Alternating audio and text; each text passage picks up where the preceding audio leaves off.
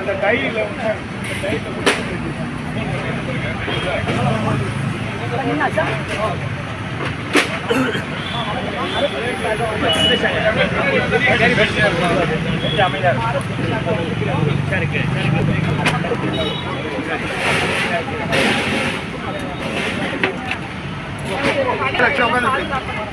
பனைமரங்களை பாதுகாக்கணும்.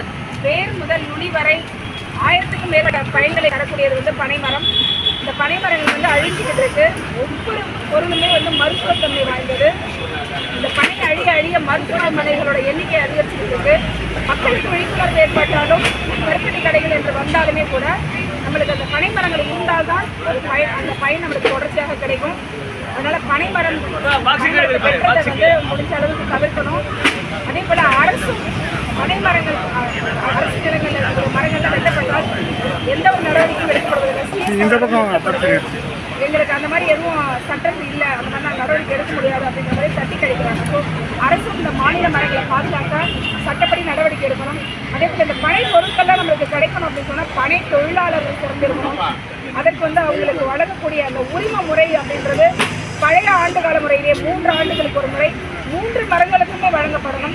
தென்னை மரத்துக்கு இருந்தால் பனை மரத்துக்கு இல்லை அப்படின்றப்ப மாற்று கொடுக்காம 3 மரங்களுக்கும் 3 ஆண்டுகளுக்கு ஒரு முறை உரிமை வழங்கப்படணும். அதே போல் அவங்களுக்கு விபத்து காப்பீடு தொகை அப்படின்றது 5 லட்சத்திலிருந்து 10 லட்சமாக உயர்த்தணும். அதாவது ரொம்ப சொற்ப தொகை தான் கொடுத்துருக்காங்க.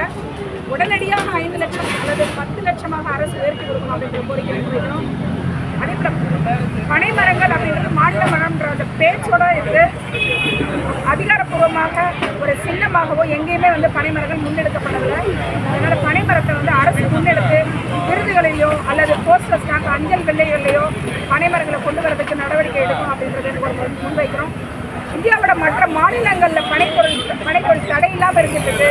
தமிழ்நாட்டில் மட்டும் இந்த கல்லு தடைங்கிற ஒரு விஷயம் 1987 எந்த ஒரு ஆய்வுபூர்வமான அறிவிப்பும் இல்லாமல், எந்த ஒரு ஆய்வுபூர்வமான அறிக்கையுமே இல்லாமல் இன்னைக்கு வரைக்கும் தடையில் இருந்துக்கிட்டு தமிழகத்தில் பனைமரங்கள் எவ்வளவு இருக்குன்ற ஒரு எண்ணிக்கை கூட அளவில் இல்லை. தனியார் நிலம், அரசு நிலம் அப்படின்னு இப்போ பனையை பொறுத்த வரைக்கும் 0மாக தமிழகம் இருக்கு அப்படின்னு சொல்லலாம்.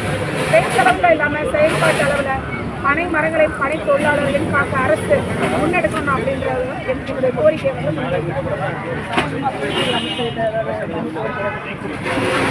தமிழக முதல்வருக்கும் அமைச்சருக்கும் பனை வாரிய தலைவருக்கும் இது குறித்து கடந்த மாதமே நான் மனு கொடுத்துருக்கேன். இதுக்கு அவங்க ஆட்சி பொறுப்பு ஏற்றதுலேருந்து தொடர்ச்சியாக நான் பனை மரங்களை பாதுகாக்க பனை தொழிலாளர்களுக்காக கோரிக்கை வைத்துக்கிட்டு தான் இருக்கு. எந்த ஒரு விடிவும் இல்லை. அதனால தான் எனக்கு வேளாண் பட்ஜெட் மாதம் இதுலையாவது பிரதிபலிக்கணுன்றதுக்காக இந்த உண்ணாவிரத போராட்டத்தை இன்னைக்கு முன்னெடுக்கணும்.